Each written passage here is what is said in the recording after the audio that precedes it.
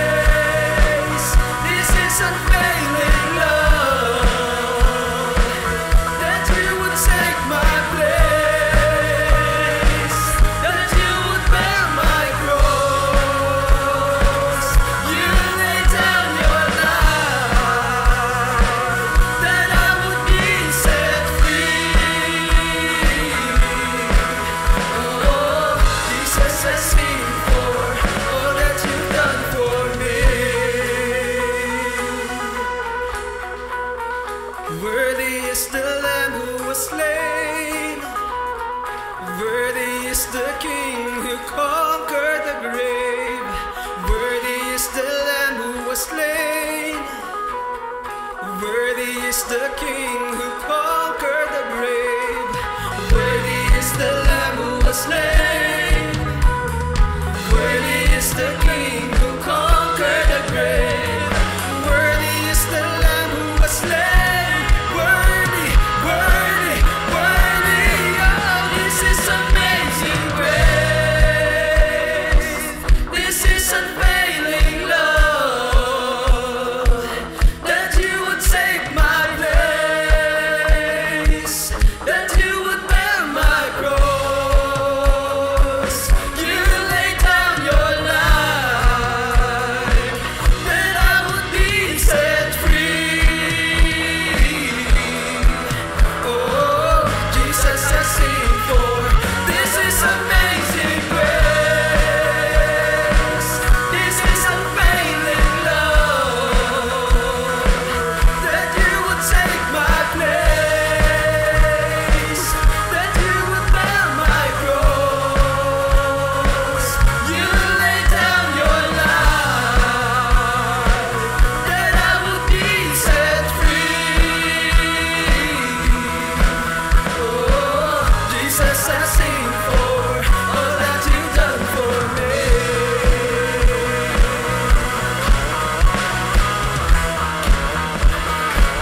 All that you've done for me.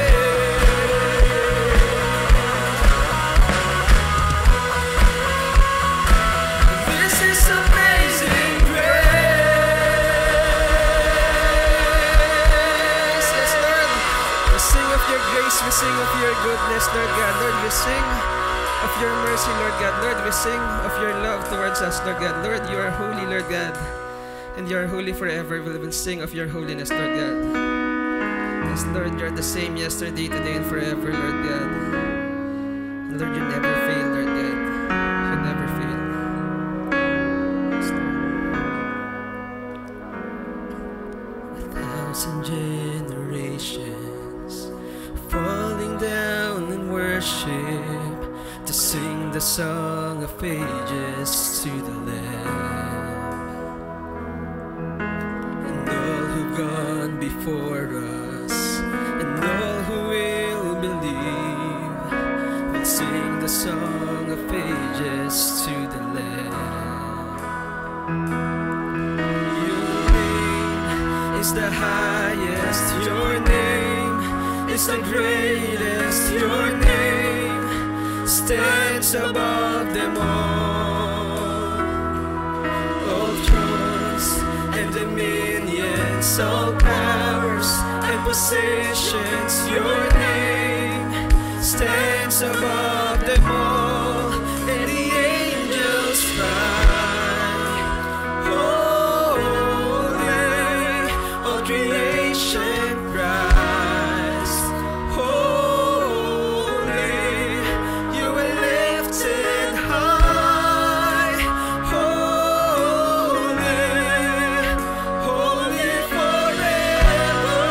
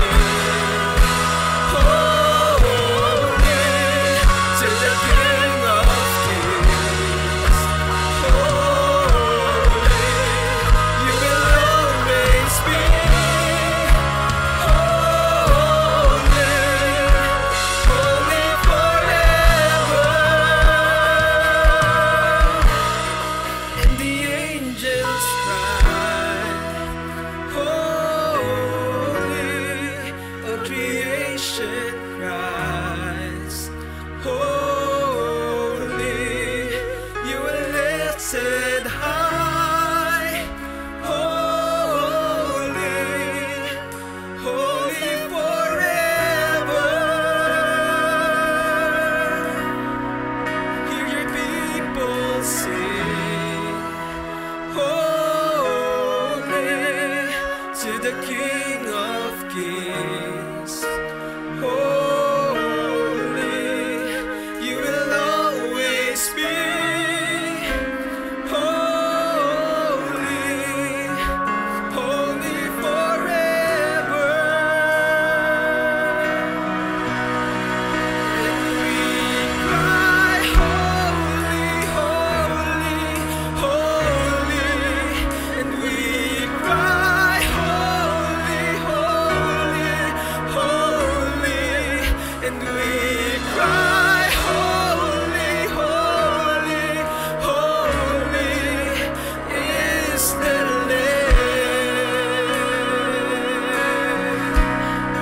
And we cry, holy, holy, holy, and we cry, holy, holy, holy, and we cry, holy, holy, holy is the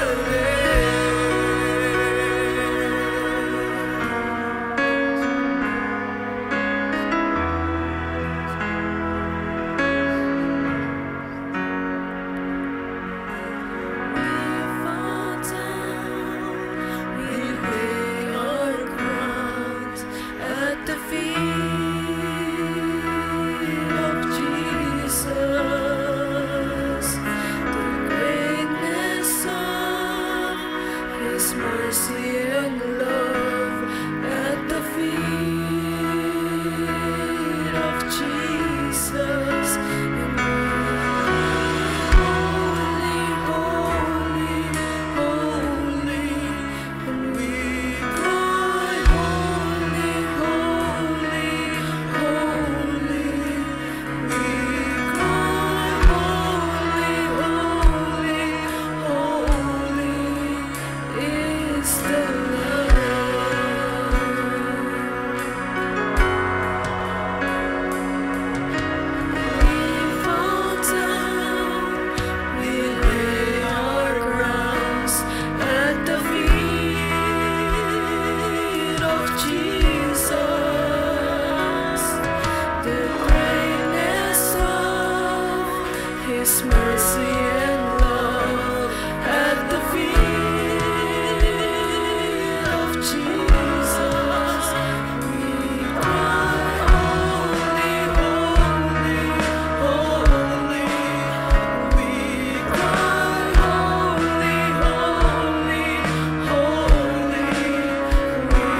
cry.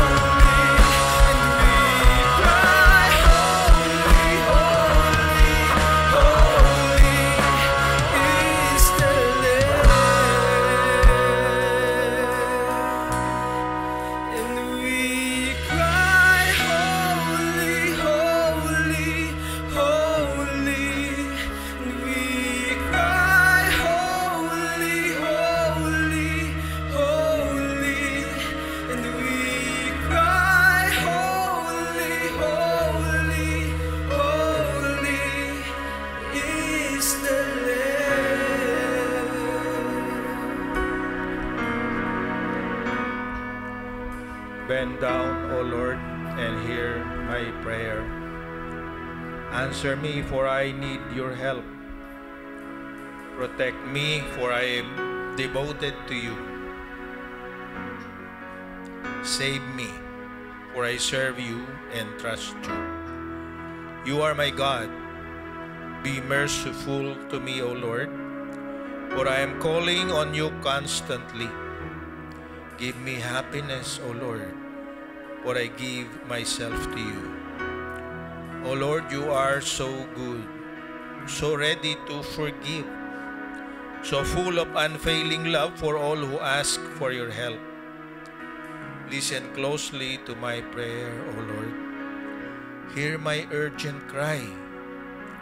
I will call to you whenever I am in trouble, and you will answer me. No pagan god is like you, O Lord. None can do what you do. All the nations you made will come and bow before you, Lord. They will praise your holy name. For you are great and perform wonderful deeds. You alone are God. Teach me your ways, O Lord, that I may live according to your truth. Grant me purity of heart so that I may honor you. With all my heart I will praise you, O Lord, my God. I will give glory to your name forever. For your love for me is very great. You have rescued me from the depths of death. Tunay na banal ka, Panginoon. Ikaw na lumikha ng bawat isa sa amin, ng lahat ng nakikita namin sa aming kapaligiran. Sa iyong kabanalan kami ay hindi karapat-dapat lumapit. Subalit dahil sa inyong katapatan, kahit di kami tapat, narito kami sa inyong harapan. Naniniwala na ang ginawa ng iyong anak doon sa krus ay sapat upang takpan ang aming karamihan at kami ituring na banal. Katulad ng awit, Panginoon, ginagawa mo kaming banal. Hindi kami banal, subalit sa tingin mo dahil sa ginawa ng iyong anak, bawat isa sa amin ay banal. Pakabanalin mo kami, Panginoon. Linisin mo kami at patuloy na sa pamamagitan ng iyong mga salita, kami ay inyong huhugasan, padalisayin, at magiging handa upang ipahayag ang iyong salita sa pamamagitan ng aming mga labi at ng aming mga gawa. Lord, alam namin kami nagkukulang dahil sa aming pag-aalinlangan, dahil sa aming kahinaan at kuminsan dahil sa mga nangyayari sa aming kapaligiran at sa amin din naman. Kung kami nawawala ng hanap buhay, kung kami nagkakaroon ng karamdaman, kung kami naroon sa gitna ng maraming gusot na dala ng kaguluhan sa sanglibutan na ito, Panginoon, nakayin mo kaming pabalik sa iyo, Panginoon. Tulad ng sinabi ni Haring David, ang tunay na kagalakan ay sa iyo lang masusumpungan. Naway hanapin namin kayo at wala nang iba. Naway huwag naming maging Diyos ang mga gawa ng sanlibutan at ang mga kaisipan ng sanglibutan. Naway ikaw lamang ang aming susundin at wala nang iba. Hindi ang aming sarili, hindi ang sino mang tao, kundi kayo, Panginoon. Ihanda mo kami, Panginoon, para muli ang pagpapala na galing sa makapangyarihan mong salita ay matanggap namin upang ibahagi namin sa iba. Kami iyong mga tagasunod na inyong binabago. Tulungan mo kami sa aming pagbabago. Tulungan mo kami, Panginoon. Kailangan ka namin. Salamat dahil alam namin di mo kami tatanggihan. Gagawin mo kaming banal. Salamat. Ito po ang aming dalangin sa pangalan ni Jesus. Amen. Amen.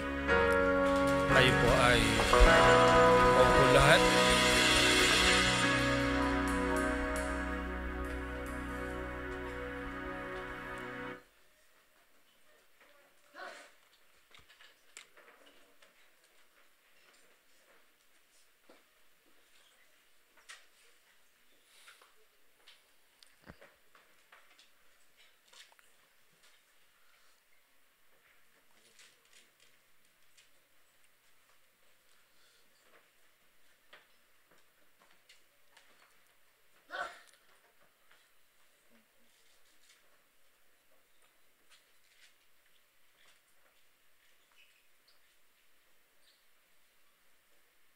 Magandang umaga po sa inyo lahat. Napakabilis ng panahon. 2 buwan na lang eleksyon na naman. Sana ipinapanalangin natin ang ating ihahalal. Kasi sabi ito sa ating binasa, yumuko ka Panginoon at pakinggan ang aming dalangin. Alam natin na ang pinakamagandang dalangin na pwede nating itaas sa Panginoon ay para sa ating bansa. Dahil kung ano nangyayari sa ating bansa, tayo ay nagiging naapektuhan, kung minsan ay biktima, kung minsan siya yung dahilan. So, ihanda natin ang ating sarili sa isang bagong serye. At ito nga ang pasimulan at pagpapatuloy ng ating tema para sa taon. Ang ating tema para sa taon ay Pass It On Intentionally. O ating pinapasa, ibinibigay ang anumang ating natanggap na may karoong pagsadadsadya o intentional. So ito'y lagi nating naririnig, yung salitang intentional. Ibig sabihin, merong kang layunin, alam mo kung bakit mo gagawin at bakit mo ginagawa. Kaya ngayong buwan, magsisimula rin tayo ng ating bagong serye sa isang bagong aklat. Natapos natin ang aklat ni Apostol Pablo, ang sulat sa mga taga-Roma.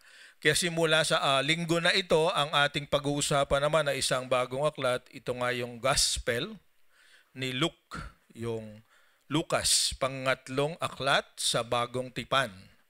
At sa buwan ng Marso ay ating pag-uusapan kung ano yung ating tema ay Called and Chosen. Tinawag at pinili sa wikang Tagalog. At ang ating batayan ng ating theme for the month ay hindi naman nasa sa Luke, pero isang bagay na sinabi ni Jesus sa kanyang mga alagad sa Matthew 22:14, ang sabi niya, "But for many are called, but few are chosen." Marami raw ang tinawag, pero kokonti ang pinili. Okay? Matalinhagang salita. At pag-uusapan natin sa buong buwan ng Marso, at sa loob ng 5 linggo ay ating pag-uusapan at dig deep sa Luke chapter 1. Ating i-unpack. At doon ay marinig natin na makikilala ang ilang mga tao na naging bahagi ng pagdating ni Kristo. Yung Pasko, di ba?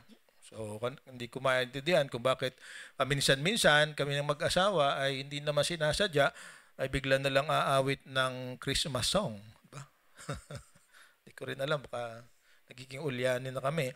But talagang masarap isipin ang Pasko. Kaya yung ating mga istorya hanggang sa Abril, sa halip na tungkol sa Holy Week, ay tungkol sa pagdating ng Kristo. Kasi kung hindi siya dumating, wala rin naman noong ating naanyahan. Hindi ko alam, malapit na yata yung yung Lent. Ano bang tawag doon sa Lent, sa Tagalog? Hindi, yung Quaresma, yung period of Lent. Okay? So, yun yung ginagawa noong ibang mga denominasyon. So, bakit Luke? Yun ang tanong. 4 ang gospel, bakit Luke ang pinili natin? Isa lang ang dahilan. Kasi ang aklat ng Gospel ni Lucas ang pinaka-kompleto, comprehensive, complete, and best organized amongst the Gospels. Sa lahat ng Gospel, di ba, Matthew, Mark, Luke, and John, lahat ay may kanya-kanyang agenda o kanya-kanyang plot o kanya-kanyang dahilan kung bakit sinulat. Si Matthew, sinulat niya para patunayan na dumating yung pangako sa Israel na ipapadali ang Mesiyas. So, kanya ay yung the prophecy of the prophets ay nangyari sa pamamagitan ni Jesus. Yun yung kanyang objective. Si Mark, ang kanyang objective, ang kanyang plot, ang kanyang storya ay para ipakita na Jesus is God dahil sa mga himala na lahat ay halos naroroon. Ang iba, karamihan ay naroon sa kanyang aklat.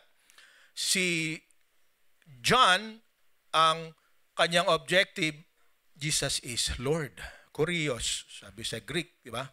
So, yun yung apat. Pero si Luke, ang kanyang objective, ang overview natin, ay si Luke nagpapatunay that Jesus is the Son of Man, anak ng tao, pero naging kabayaran. So, the book of Luke is not about the life of Jesus, but is about the death of Jesus. Kakaiba talaga itong aklat na ito. So, ngayong buwan na ito ay gusto kong ating maintindihan at ang ating layunin, yun, sa ating theme na called and chosen is to emphasize that every person is born with purpose and mission.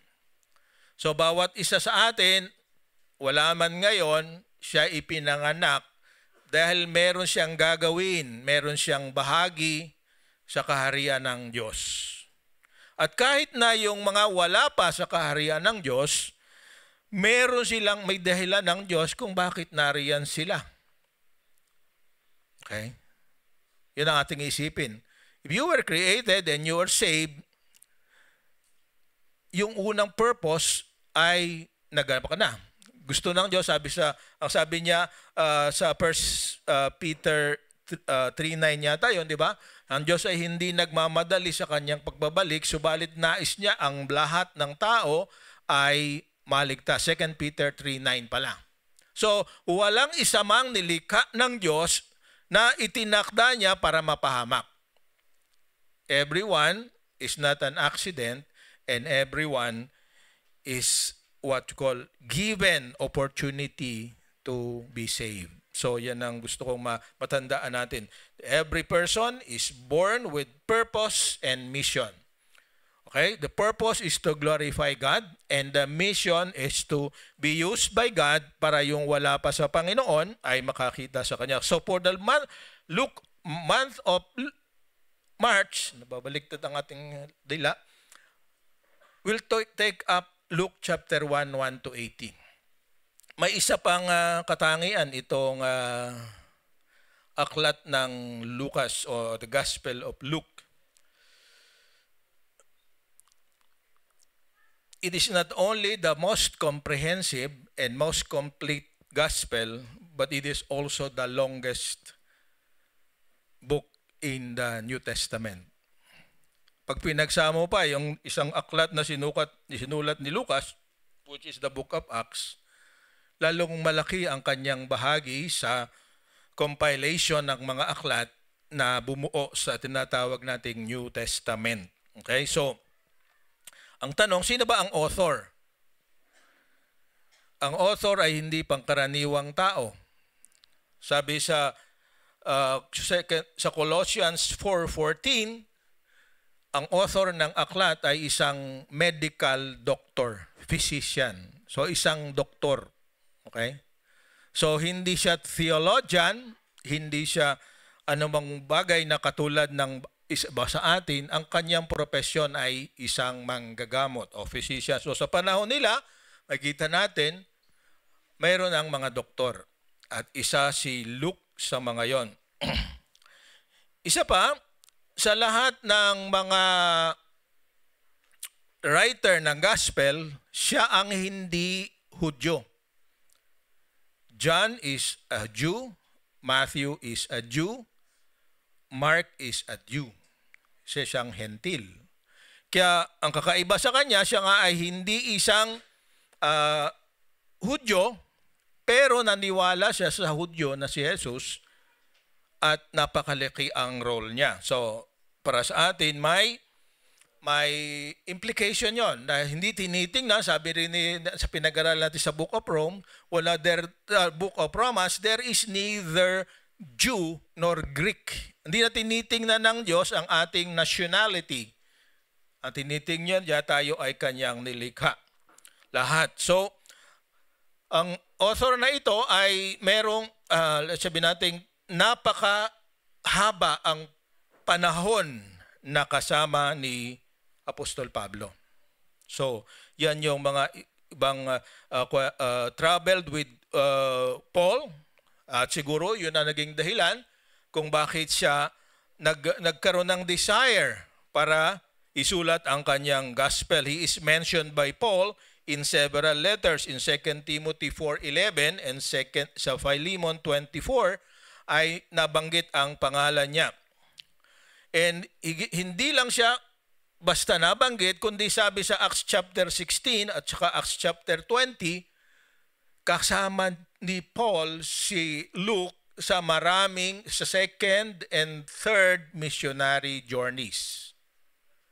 And hanggang sa Rome, ang totoo, siya ang natira na kasama ni Paul hanggang sa huling sandali ng buhay niya. So yan yung mga ibang highlight kung bakit gusto nating gamitin ang Book of Luke sa taon na ito. And maaring depende sa progreso ng ating pag-aaral hanggang next year, dito pa rin tayo. Kasi ito nga ang mahaba, 24 chapters. Pero yung mga chapter, katulad niya, number 1, Luke 180 verses. So mahaba talaga. So sana ay habang pinag-aaralan natin ito, pakiusap sa inyo, ay talagang basahin din naman natin, hindi lang dito nyo naririnig. Kasi, yun nga, yung ginagawa ko, actually, yung conversation natin ngayon ay hindi laga effective para higit nating maintindihan. Pero kung tayo mismo ang magbabasa by the power of the Holy Spirit, niniwala ako na higit nating mauunawaan. So, we will travel with Luke. Isa pa nga kasing maganda dito, ang pagkasulat ni Luke ng kanyang gospel ay organized. Ang sabi nga sa ibang term ay chronological. Pero ang chronological niya ay hindi tungkol sa time, kundi tungkol sa regions na kanyang pinupuntahan. So sasabayan natin ang paglakad ni Jesus simula sa kanyang pagiging bata hanggang sa kanyang pagkabuhay na maguli. Ang maganda rito nga sa Book of Luke, maraming mga detalye na hindi nabanggit sa ibang mga gospel. One detail na naririto ay yung tungkol sa panganganak niya. Wala yon yung detalye kung paano siya ipinanganak. Sa pagsusunod na buwan, pag-uusapan natin yon. Pangalawa, meron siyang mga parables na wala sa iba. Tulad ng parable of the Good Shepherd, the Good Samaritan, and the parable of the prodigal son. Wala sa ibang gospel yun.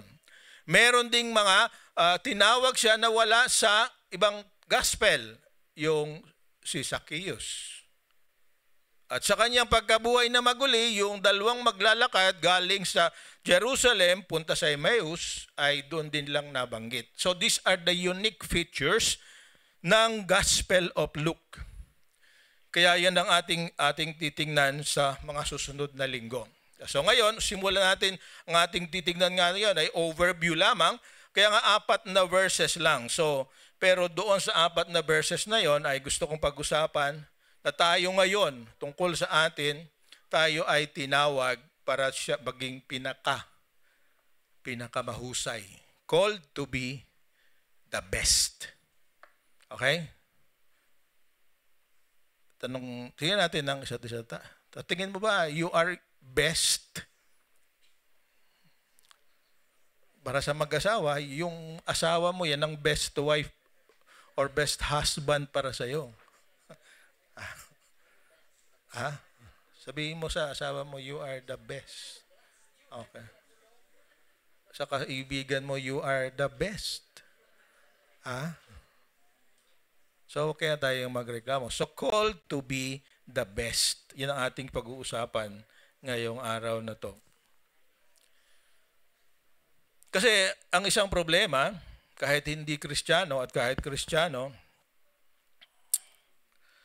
ang pinakamalaking trahedya na very common sa lahat ng tao at sa lahat ng sabihin nating nationality, the biggest tragedy that can happen to individuals or churches or nations is to accept that good is good enough. Amen? Pagka pwede na yan, tanggap na yan, diyan nagsisimula ang tinatawag nating mediocrity. Akala natin pangit yung salita ng mediocre, di ba? Pero ang ibig sabihin ng mediocre, average. Wala kang pinagkaiba sa iba. Yun ang ibig sabihin sa Tagalog ng salitang mediocre. Hindi ito ibig sabihin ikaw ay mahina ulo. Hindi ibig sabihin ikaw ay inferior, because ang ibig sabihin ng mediocre, average or normal. Di ba? And lahat ng tao ay ginawa ng Diyos na normal. They are good. Okay? Sa creation, lahat ay good. Except pagdating ng chapter 2, ang sabi doon, it is not good. Anong sabi doon? It's not good for man to be alone. 2 chapter pa lang, meron ng it is not good. So, ibig sabihin, good is not good enough. God created us for better, for something better. Diba? So, sa ating gospel ngayon, pag-usapan natin, papaano, bakit, at ano ang layunin ni Luke sa kanyang gospel. So, yan lang ating pag-usapan, and then i-relate natin sa ating mga karanasan at gigit sa lahat sa ating mga gustong gawin sa ating buhay. So, basahin natin yung 4 na verses sa ating reference ngayon. So, sabi dito, many people have set out to write accounts about the events that have been fulfilled among us. They use the eyewitness reports circulating among us from the early disciples.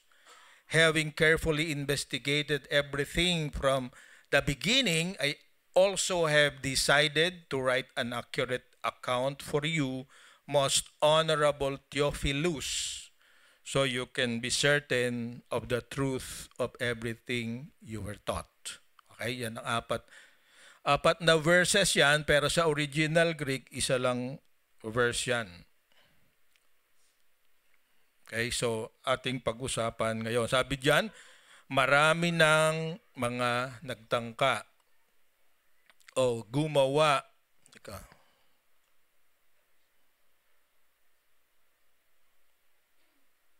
Para ng mga account o mga pangyayari na nangyari na ang sabi ay sa gitna natin.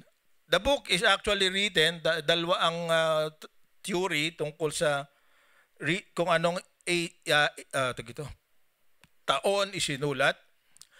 Some scholars say it's 60 AD or CE, current yung CE or AD. Okay?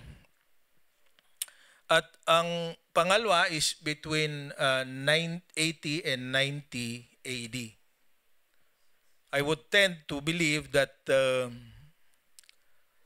first date is more accurate, yung 60 AD. Because tradition says that Luke was present when Paul was beheaded by Nero. So that should be about 70 or so AD. Okay? O even earlier. So kung nangyari yon, hindi pwedeng 80 AD. Pangalawa ay si Luke ay ipinanganak, sabi, sa Syria, sa city of Antioch, isa ring pinuntahan ni Paul noong 1 AD. And tradition also says that he died 84 AD in Rome after seeing Paul beheaded. So yun yung mga nakalap kong information tungkol sa kay Luke, isang doktor. At sa 2 Timothy chapter 4, ang sabi nga noon ni Paul, may sinulat siya na sabi niya, si Luke na lang ang natitirang kasama ko. Okay? Nakasama siya sa kulungan ng second imprisonment ni Paul sa Rome. alam din natin na tradition says that Paul, after his first imprisonment, also was allowed to be free and he went to Spain. Then, nung bumalik siya, namatay yung dating emperor, pinalitan ni Nero, okay? At doon siya muling ikinulong.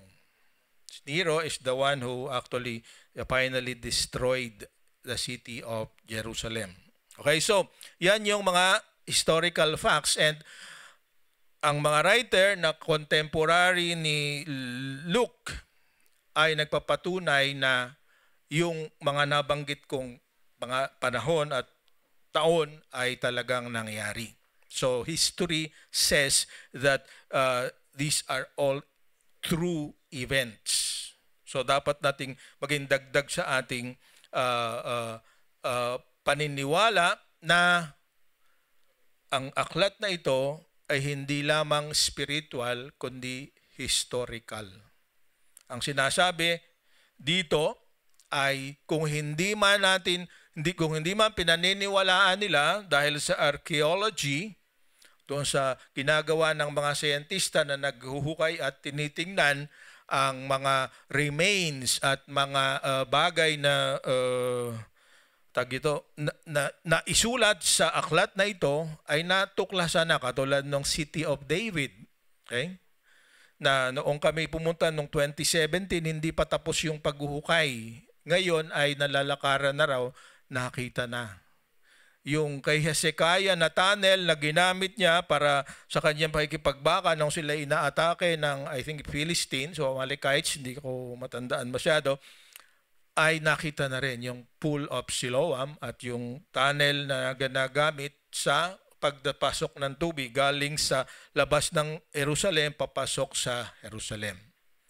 So kaya itong sinabi ni Paul ni Luke, sabi niya many people have set out to write accounts. So sabi dito ang references nila ay mga eyewitnesses. Mga nakakita, hindi siya nakakita, hindi niya nakita personally. Kasi nang siya nga ay maging Kristiyano at makasama ni Apostol Pablo ay beyond 33 AD. Diba? Ang pininiwalaan natin, yung crucifixion is nangyari around that time. So, kung 60 ito ko, ibig sabihin, talagang ang kailangan niya ay references. Pero marami, sabi dito, the eyewitnesses circulating among us from early disciples. Why eyewitnesses? Kasi noong panahon na yon, very few ang literate. Anong ibig sabihin? Marunong bumasa at sumulat. Kaya yung lahat ng itong mga ito ay natanggap nila at sinulat eventually through, sabi sa 1 Peter 1:20 and 21, ng mga taong inspired by the Holy Spirit to write. At hindi madali ito. Katulad ng pinag-usapan natin noong nakaraang buwan, yung the letter of Paul to the Romans, ito ay nasa scroll. Kaya nang dalhin ito ni Phoebe galing sa Corinth papunta sa Rome, sa mga Kristiyano doon, hindi simple, baka crates ang dala niya. Ba? Hindi yung katulad nito, nga sa atin nga ngayon, narito lang, dala mo na eh. Noong unang panahon, nakakita kami ng scroll doon sa museum sa Israel, napakabigat. Kasi napakakapal. Kasi ang ginagamit na papel ay yun ngang balat ng hayop, lalo na yung sa Qumran, di ba? Sinulatan. Kaya yung pagdadala at pagbabasa ay hindi simple. At higit sa lahat, kaya sabi dito, kaya yung mga kanyang references ay mga kwento noong mga talagang nakakita. Ang tanong, sila ba'y dependable? Naniniwala ako na tama yung kanyang, kasi pag pinag-aralan mo yung harmony ng Gospels, di ba? Yung papaano sila pare-parehas, wala naman ako makitang contradiction. Meron lang ang mga unique at meron kanya-kanyang style nga. For example, si Mark, ang kanyang lagi immediately after, lahat sa kanya events. Si Matthew naman, lahat ay, and this prophecy happened. At pag tiningnan mo uli, yung gospel ng John, iba sa lahat, di ba? Yung tatlo, ang sabi natin ay parang, meron term, nakalimutan ko na, ano pastor, ang term dos tatlo? Synoptic, di ba? Ibig sabihin, nagkakaisa. Pero yung style at writing ni John ay iba sa lahat. Okay? Kaya nga yung mga Muslim, nababasa ko itong isang libro, nakita ko, inuwi ng hipag ko galing sa trabaho siya sa Libya. Yun daw, Book of John is a fabrication of the Roman Catholic Church. Hindi raw talaga yan part.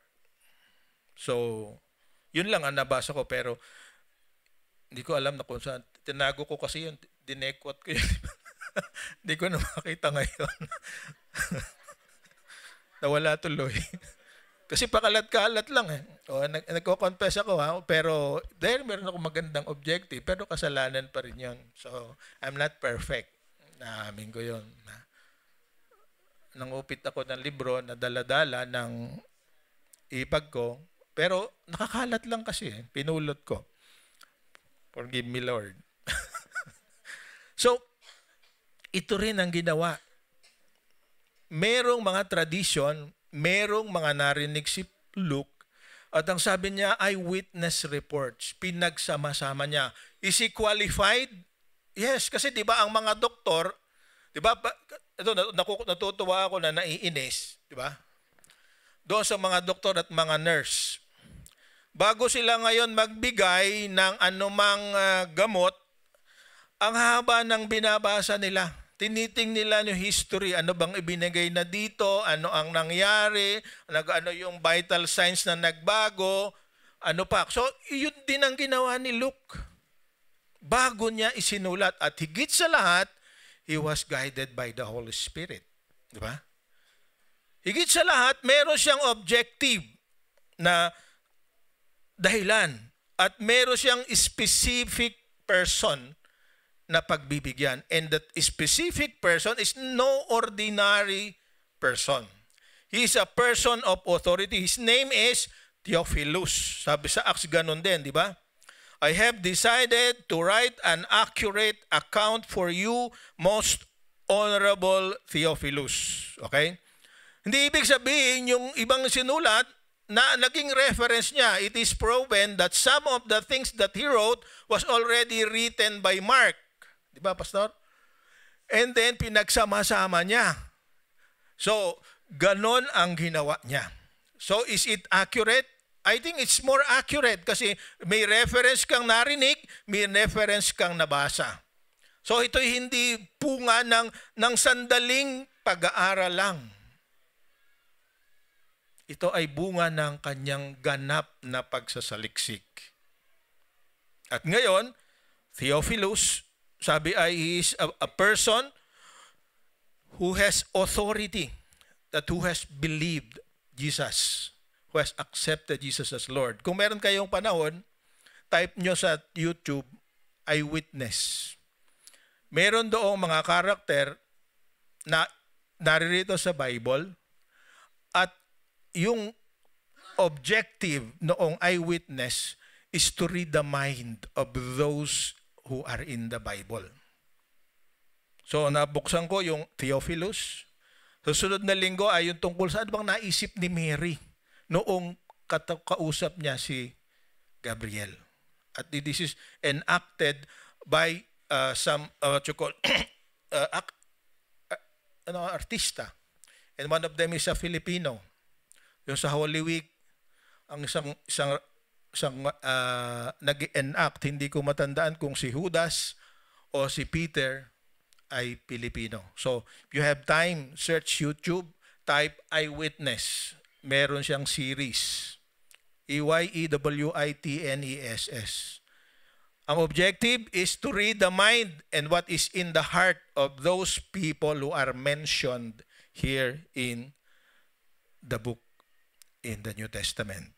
Okay, so, pag tayo mapalayo, sabi dito, yun nga, bakit ko isinulat? sapagkat gusto niya, sabi niya, you can be certain of the truth of everything that was written. Okay? So kung ito ay sinulat para sa mga katulad nating hindi Hudyo, because Theophilus is a name, ang ibig sabihin niya, lover of God, Theos and Philos. Tayo na nagmamahal kay Jesus, parang sa atin isinulat ito para maintindihan natin kung ano talaga ang ating pinaniniwalaan. Why is it important that we know what we believe? Because what we believe determines our final destiny. Amen? Kung anong pinaniniwalaan mo ngayon, yun ang magiging dahilan kung saan ka malalagay, kasi bawat isa sa atin ay eternal. Ibig sabihin, ang ating kaluluwa ay will continue to exist. Ang pinag-uusapan lang, where will that soul exist?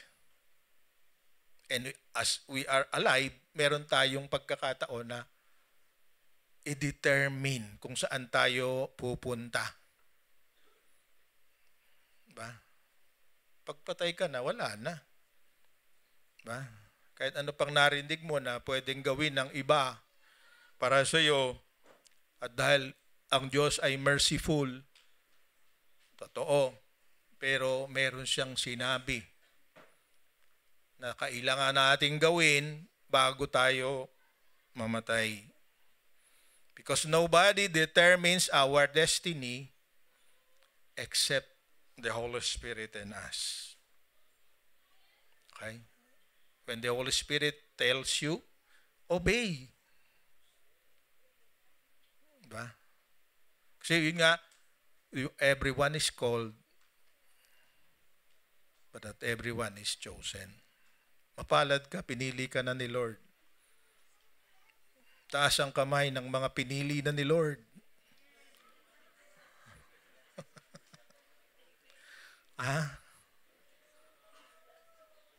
Yung iba, alanganin. Narito ko ngayon dahil you were convicted by the Holy Spirit. So, in summary, maiksi lang ang message natin ngayon. What are the distinct features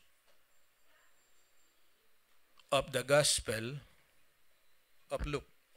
Una, it is based on testimony of reputable witnesses, mga mapapagkatiwalaang saksi, eyewitnesses. Pangalawa, organized and arranged in geographical sequence. So kung para tulad ng illustration ko kanina, pag binasa mo ito, para kang kasabay ni Jesus na lumalakad at nakikinig ka sa kanya, inoobserbahan mo ang ginagawa niya. Okay? Di ba? Yun ang pinakamasarap. Kasi pag siya ang sinusundan mo, di ba? Yun ang ikaw tunay na alagad. Di ba? Sabi natin, a disciple is someone who follows Jesus. We cannot do that now physically, but through the Bible and through the Gospel of Luke, we can walk what Jesus walked. We can reach what He reached. We can touch what He touched in the eyes of faith. So pangalawang feature ni po, sabi nyo, pangatlo pala, use the best grammar and syntax that compares favorably with the Greek literature in his day. Medyo mabigat yan. Sabi nga nila, yung pinakamabigat na chapter na ginawa ni Luke ay Acts chapter 27. Tiningnan ko, simple naman yung istorya, pero yung mga salita daw na ginamit niya ay yung mga Greek words na, sabi nating pinakamataas. Most profound words. So, kaya kung ito'y sinulat sa grammar ng mga tao na may karunungan at nakakaintindi, ibig sabihin, iniisip niya na bawat isa sa atin to the power of the Holy Spirit can also understand this. Because this is written in the language doon sa panahon nila na ang Greek ang dominant language, hindi pa Latin. Kasi Greek pa noon, na sinimulan ni Alexander the Great. Di ba? Alam nyo, ang pinakamalaking library, which is in Alexandria in Egypt, was actually the work and the what you call the plan na ginawa ni Alexander the Great. Okay? Before Jesus arrived. Okay? So, yan yung mga katotohanan. Then, and lastly, the primary purpose is to help the reader know the exact truth. Ang ano ba exact? Eksaktong katotohanan. Naririto, sabi sa 'di ba sa Senado, sa hearing sa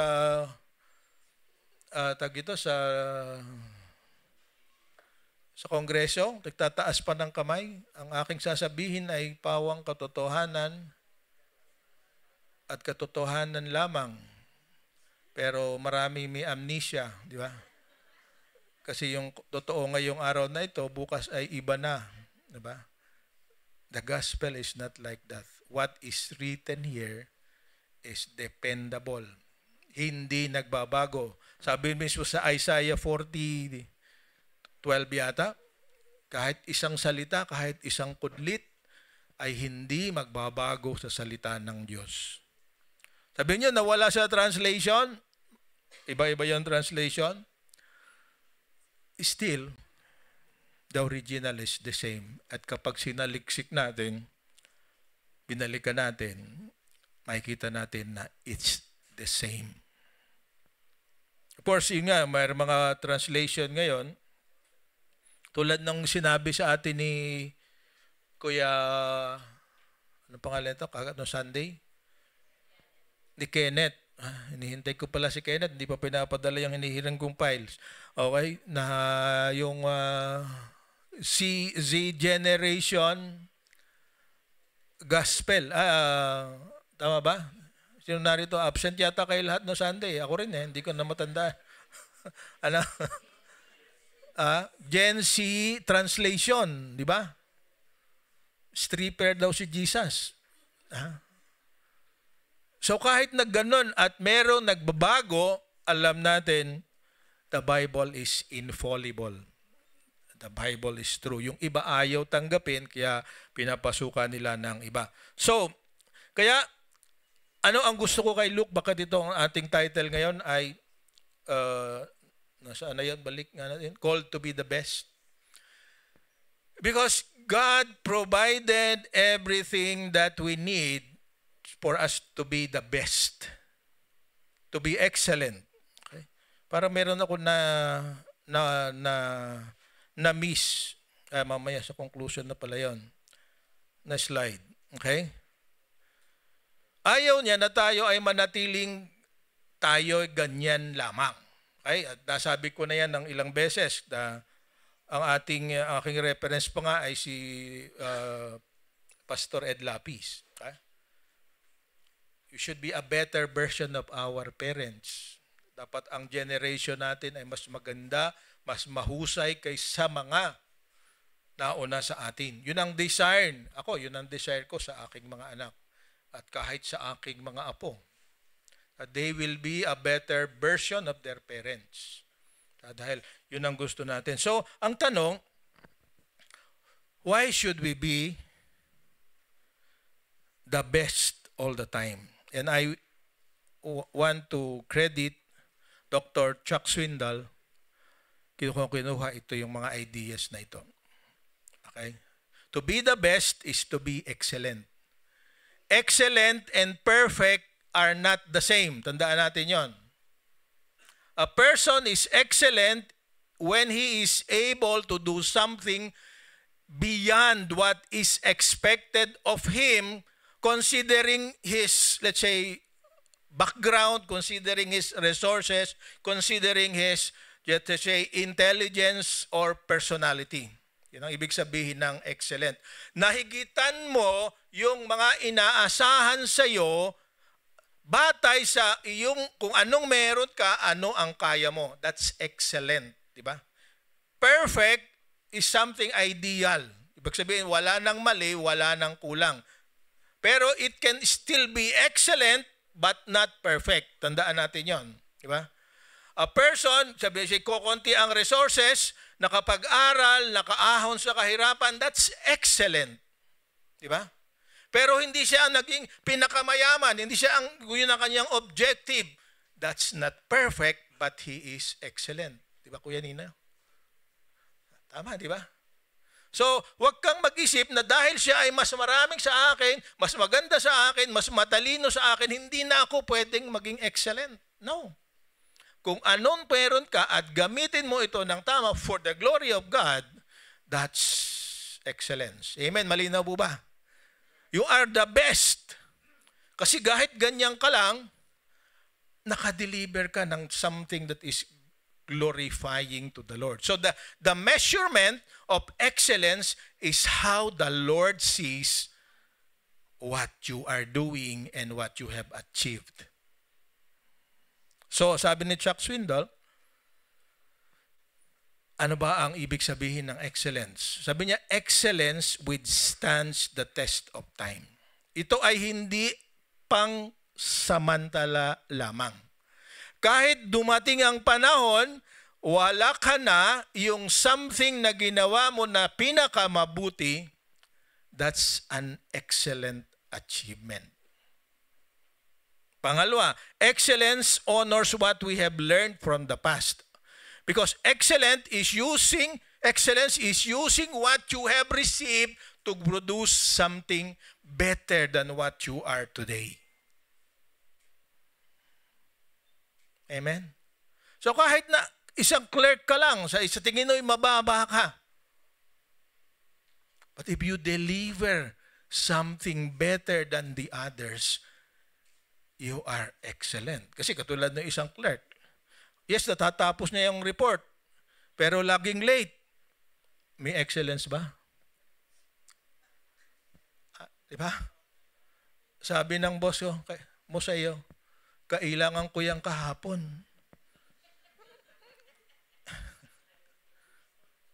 Ngayon mo lang dinala. Pagka nagawa mo on time, kahit clerk ka lang, pero yun ang maging reference ng mga boss mo sa kanilang desisyon, di ba? Kung anong sinulat mo, kaya huwag mong gawin na, anong tawag doon?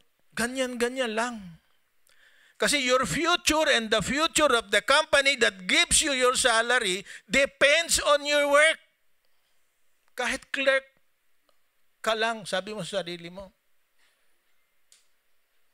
Ang desisyon nila, batay sa ginawa mong report. Kaya huwag kang mahiya. Do it right, do it on time, because their future depends on you. So sabi nito, learn from the past, di ba? Yun ang excellence.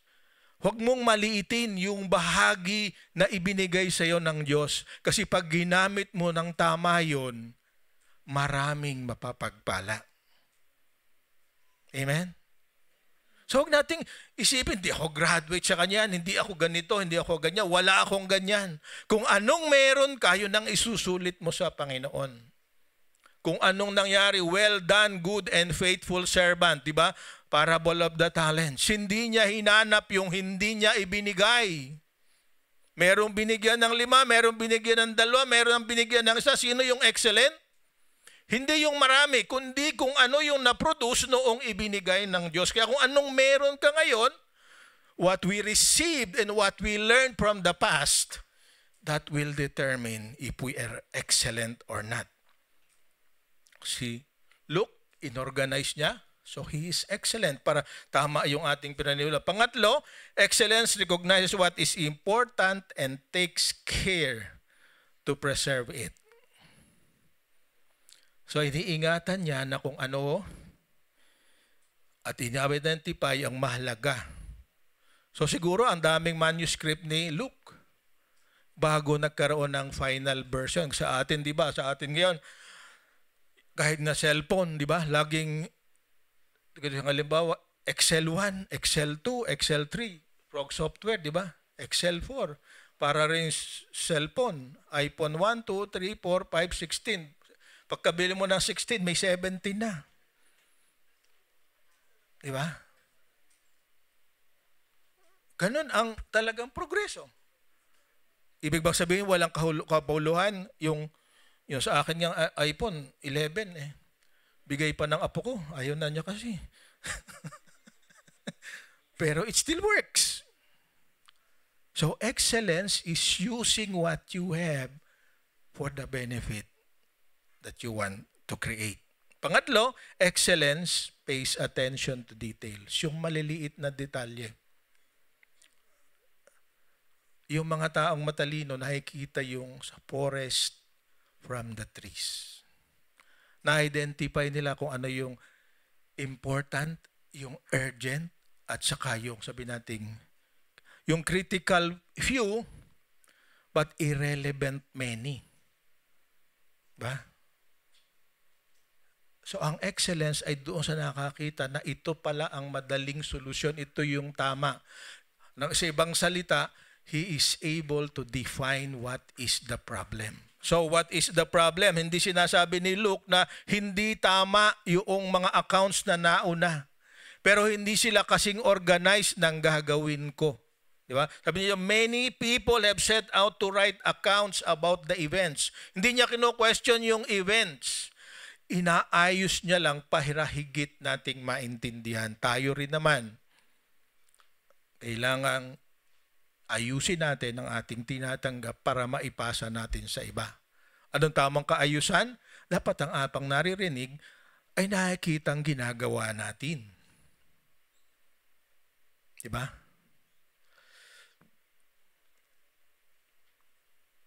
Kasi ang credibility ng Bible ay depende sa ginagawa at nangyayari sa buhay mo. Ang Bible ay nagiging totoo sa iba dahil sa nakikita sa iyo. Diba?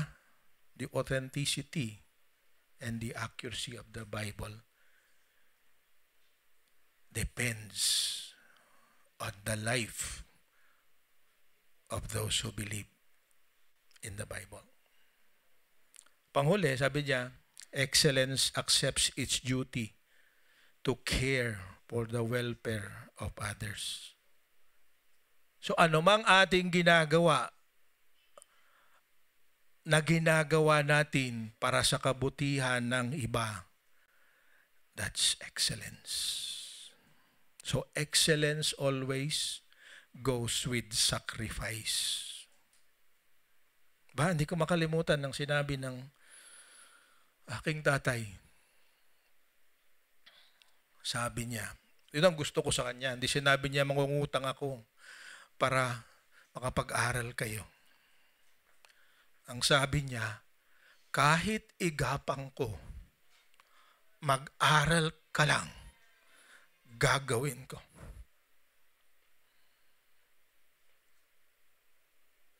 So kung ano yung kaya niya. Pero yun nga, ginawa na ni Lord ang lahat para sa iyo. Ang tanong, anong ginagawa mo ngayon na nakinabang sa ginawa niya? Are you being excellent? What is your agenda? Isang agenda natin to make disciples who make disciples. At sino yun? Ating asawa, ating anak, at lahat ng darating pa. So how do we begin? Ang pinakasimple na pwede tayo maging excellent, it's between you and God. Noong Thursday, pakaliwanag yung pinag-usapan namin. Yung style ng isang pastor. Ito dapat din natin ginagawa. Kung gusto natin, mahal natin ang sino man, ating mga magulang, ating mga kaibigan, ating mga kapatid. The first step para tayo maging excellent sa pagsishare ng gospel sa kanila is prayer. Narinig niyo? Ano yan? Okay. Prayer. And what do you pray for? Yun ang tanong. The first and most important thing na dapat mong ipag-pray ay magbago ka. Yun ang message sa Baguio, di ba? You cannot do anything to lead other people if you are the one who is not following Jesus. So it is being before doing. Babaguhin ka ni Jesus para magbago ang iba. So you pray na baguhin ka talaga ng Panginoon, that your priorities will be Jesus' priority. That your mission is Jesus' mission.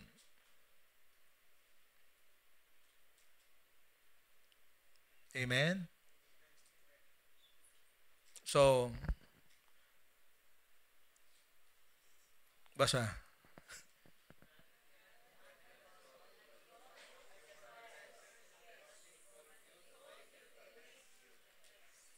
Okay.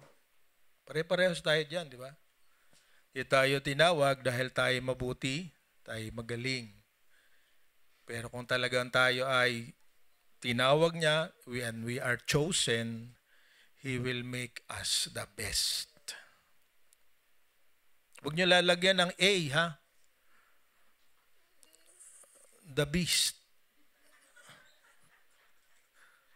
Ha? Yes, you are beast before. Yung son, He called you when you are still beast. B-E-A-S-T. Amen? Play on words. Pero totoo. Hindi ko makalimutan sa Baguio na sinabi ni Jim Putman. He is yung merong ginagawa sa kanya. Hindi ko maganda kung si Putman o si Pastor Scott Harris. Sabi niya, he is what you call awakening the beast in me. Tama ba? Beast? Or the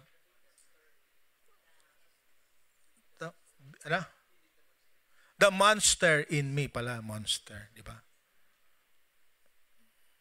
Tayo ay monster noong unang panahon.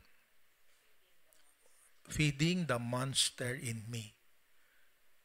Sometimes I also become a monster sa business ko. Pareho kaming monster sa isa't isa. But he is trying. But we are trying to be the best, not the beast. So kung meron man tayong matatandaan ngayong araw na ito na lang. Hindi ako tinawag ng Diyos dahil ako ay mabuti, pero gagawin niya akong pinaka-mabuti. So ngayon, meron tayong 10 minutes. Pwede pa naman. Reflection. So, pair by pair na lang. Okay? Pair by pair. Sagutin natin yung dalawang tanong.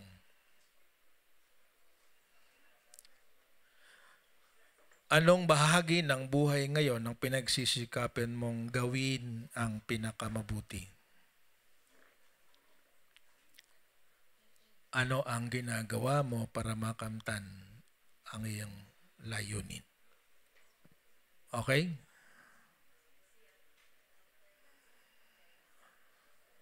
Partner lang. Sabi ay, tag dito, motorcycle. So kung wala kang ka-partner, humanap ka ng magiging ka-partner. Gisingin mo yung katabi mo kung natutulog at para kayong dalawa magka-partner. Okay? Sino ang walang ka-partner?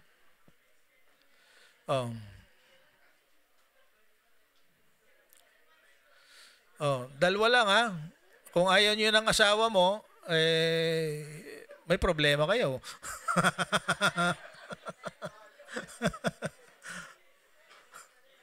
Okay? Sige. Kahit hindi mo kakilala, lipat ng iba. Lipat. Dalawang tanong lang para madali. 10 minutes. Be the best. Nakikita niyo ba medyo madilim yung kulay? Okay. Sige, kung meron kayong gustong sharean at kausapin, lipat na lang.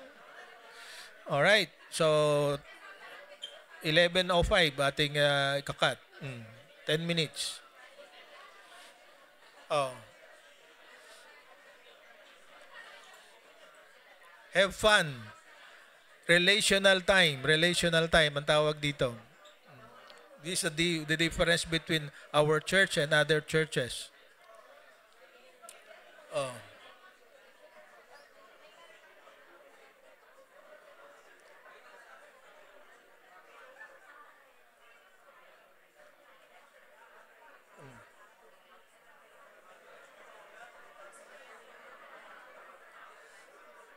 Ayun, tatlo. Dito ka na lang sa akin. Halika. Okay? Para ginagawa ko.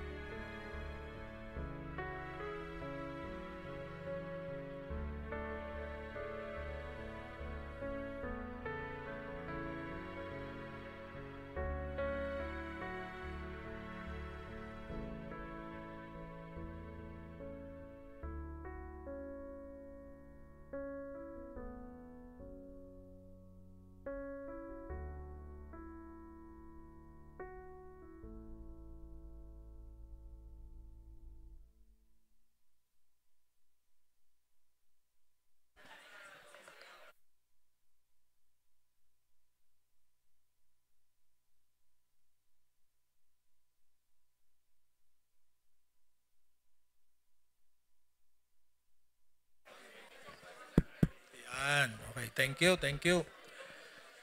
So, okay na kayo? Okay na? Pray nyo yung katabi nyo at sabihin na you are excellent. Ah?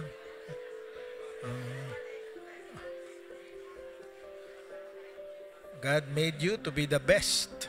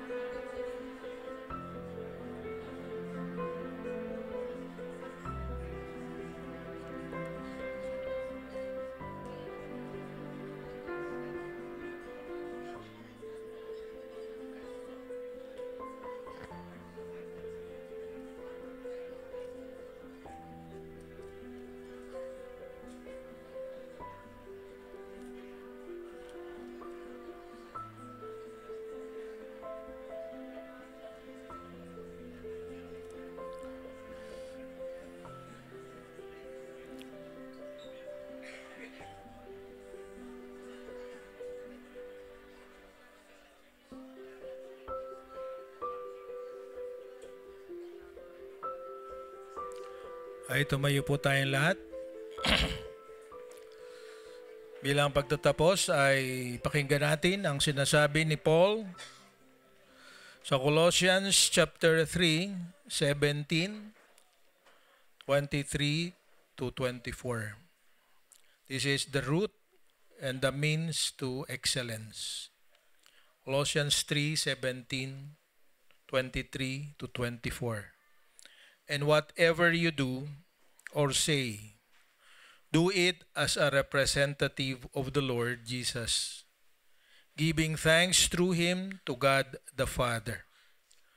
Work willingly at whatever you do, as though you were working for the Lord rather than for people. Remember that the Lord will give you an inheritance as your reward, and that the master you are serving is Christ.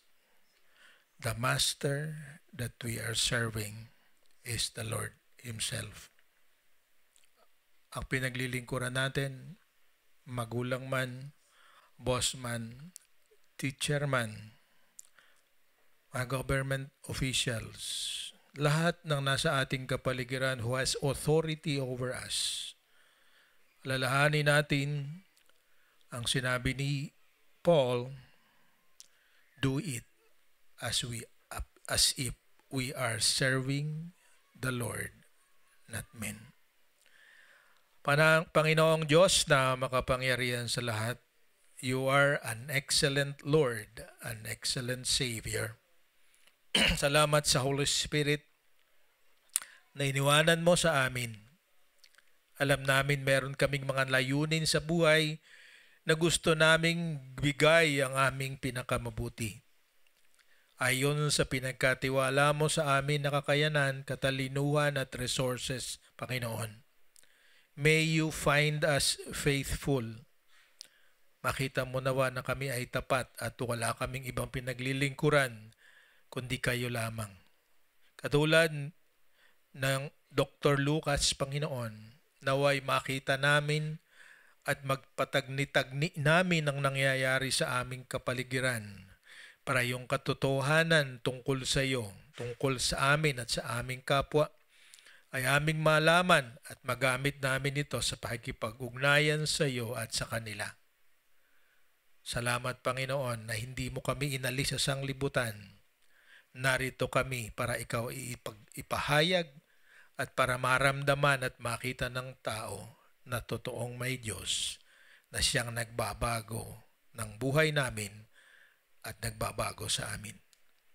Thank you, Lord, for the opportunity and the privilege to be called to be the best. This is our prayer in Jesus' name. Amen. Pagpalain kayo ng Panginoon.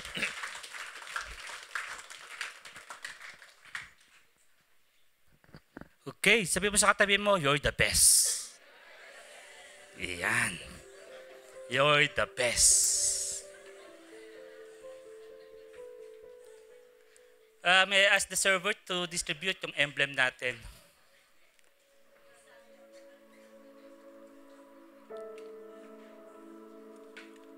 Okay.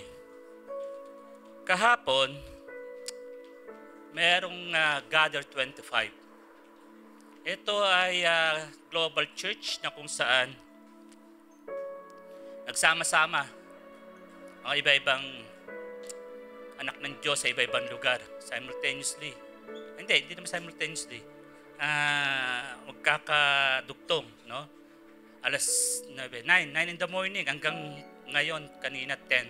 So 25 hours of prayer and word and praise time, no? So inumpisan sa US, tumalon sa New Zealand, tumalon sa India, tapos sa Asia, sa Malaysia ginawa. And then South Africa, napunta doon. Napunta rin sa Europe, Eastern Europe, at sa Central Europe. So nakakatuwa, bakit? 2.5 million ang merong pananampalataya sa Lord. May relasyon sa Lord. Ang kanilang objective is to mobilize these 2.5 million believers to reach out for the 5.5 billion people na wala pa sa Panginoon. Especially yung mga people group, no? Yung mga tribal, mga ethnic, yung mga deaf and mute. Kasi bakit mas mahirap gumawa ng mga sign language according doon sa lengguwahe nila. So, kasama tayo sa 2.5 billion believers to penetrate this 5.5 billion na wala pang relasyon sa ating Panginoon. And if we're trying to be the best only, what is the best? Nagagamitin natin yung ating best is to go and make disciples of all nations. That's the best. That God will use us mightily. Yung ating mga potential, yung ating pag-ibig na nakamtan sa Panginoon. And then, lahat ng tao magiging best. Dahil kay Kristo na ibinahagi mo. Kaya sabi dito sa Romans 13:11 hanggang 14. Gawin ninyo ito dahil alam ninyong panahon na upang gumising kayo. Ang pagliligtas sa atin ay higit ng malapit ngayon kaysa nung tayo unang sumampalataya sa Panginoon. Namamaalam na ang gabi at malapit ng lumiwanag. Layuan na natin ang lahat ng masasamang gawain at italaga na natin ang sarili sa paggawa ng mabuti. Kaya nga, we are all best. Mamuhay tayo sa liwanag at huwag gugulin ang panahon sa magulong pagsasaya, paglalasing, kahalayan at kalaswaan sa alitan at inggitan. Gawin ninyo ang Panginoong Hesukristo bilang sandata at huwag ninyong pagbigyan ang laman upang masunod ang mga hilig nito. So mga kapatid, 5.5 billion ang wala pang relasyon sa Panginoon. It's all about time. Magising tayo. Magpagamit sa Lord. Kasi nga, meron tayong best na ibinigay ng Panginoon. Ano yung best? To go and make disciples of all nations. Let us all pray.